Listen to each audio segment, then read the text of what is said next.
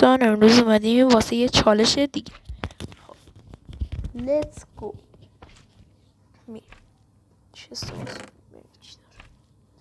خب برمیداریم تو کرافتینگ تیبل عزیزمون، میریم از این تعداد درست میکنیم.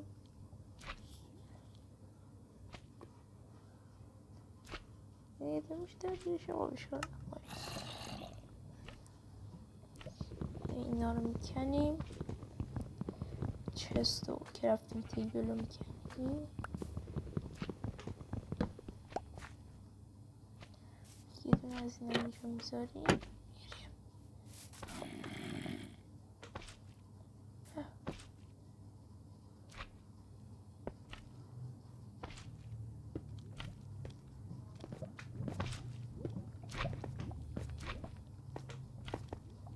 و تموم شد دوستان.